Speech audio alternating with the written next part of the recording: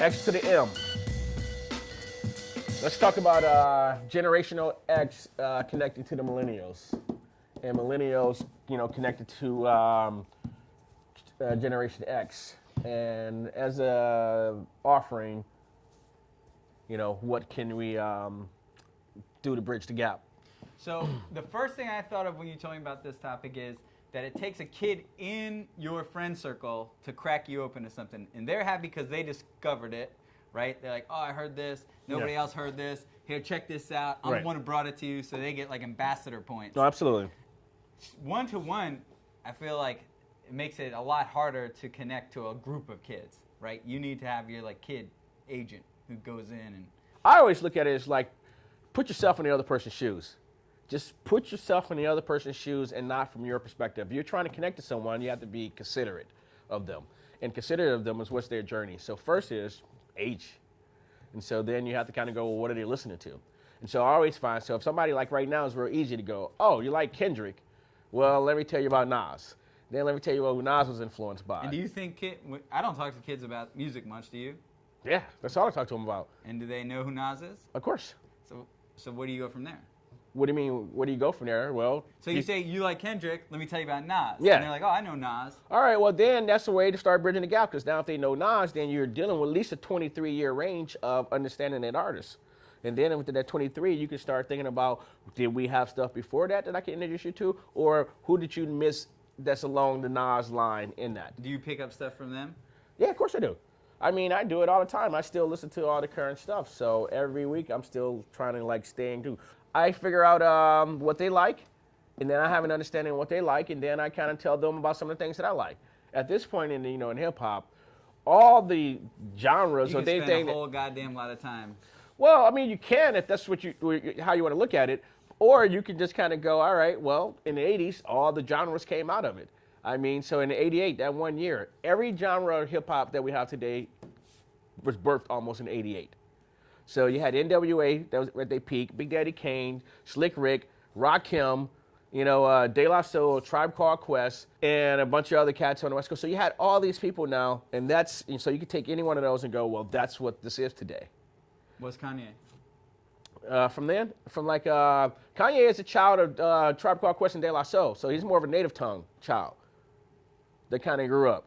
Yeah. And so when you think about that, he's going to tell you that, Q-Tip and all those guys and Common and everybody that's come out of that thing is going to be this. Storytellers, you're going to have, Slick Rick is the father of that, so any great storyteller. So who comes from that line? Well, you can go Melly Mel, The Message, one of the first songs, that has a positive impact, social commentary, and it was a story. Break it down a little bit. Melly Mel and Grandmaster Flash and the Furious Five. And so, which is backwards, but that's pretty much it. Melly Mel was the rapper out of that. And in 1983, they dropped a song called The Message, as in heed the word. This is what's happening inside the community, more so the Bronx community. And they were talking about poverty, roaches and rats in the house, the drug dealers, killers, pushers, and pimps. All these things were being talked about. And for the first time, everyone got to really hear the voice of the inner city, and that was coming from a younger generation. You had Marvin Gaye and all those people talk about inner city blues and all these other songs. And to me, that song is what really birthed like the culture of hip hop where we know it today. Broken glass everywhere. People on the stage, they just don't care. I can't take the smell, can't take the noise. Got no money to move out, I guess I got no choice. Rats in the front room, roaches in the back, junkies in the alley with the baseball bat. I tried to get away, but I couldn't get far, cause a man with a tow truck repossessed my car.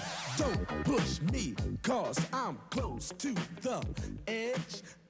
That became the song that was saying that hip hop has something to say. It's like when Andre was at the Source Award and say, hey, just want to let you know the South got something to say.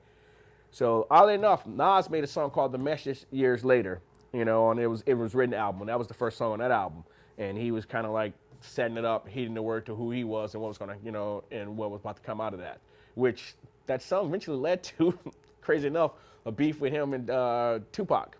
Because in that song, Nas rapped about getting shot 5 times, and then Tupac got shot 5 times, and then took that as Nas was trying to live his lifestyle, and then attacked Nas for it. And so There's a little history in the song The Message 1 and The Message 2. What else you got for the millennials? You had So I mean, I would Crush just say, Groove. I would bring out like just as an offering to people. I would say there's a movie came out in 1985 called Crush with a K, Groove, and the movie starred Run DMC, Fat Boys, Beastie Boys had a cameo in it, LL Cool J had a cameo in it, and Sheila E. Curtis Blow, Sheila E. And then you had Russell Simmons, played by Blair Underwood. And it's the story of Def Jam record label, the rise of it, and a college student, Rick Rubin, meets a promoter, Russell Simmons, and them two forming in Rick dorm room and creating a record label, Def Jam, with the 15-year-old rapper LL Cool J. Who produced that? Or where did Michael Crush Groove come Schultz produced it. Crush Groove was labeled. It was one of the first labels, name of a record label. It wasn't like Crush Groove Records. They didn't have a label. It was just kind of like like Crush Groove Records, where they would make records. Right. And so that was the handle before like Def Jam, kind of came, and then that became the name. Like break beats, Crush was just like Crush Groove. It was just Right. like, Right. So that basically told the story of Def Jam. Everybody was pretty young. Oddly enough, Russell Simmons was in the movie, not as himself, but it's a cameo. Well, and it's like a lot more produced. It's more of a studio look than like a street style look. Oh yeah, it's more like And studio the 80s. acting is Yeah. Fat Boys can act. Well, I mean, like, first rappers doing acting out their own thing, Sheila E. acting.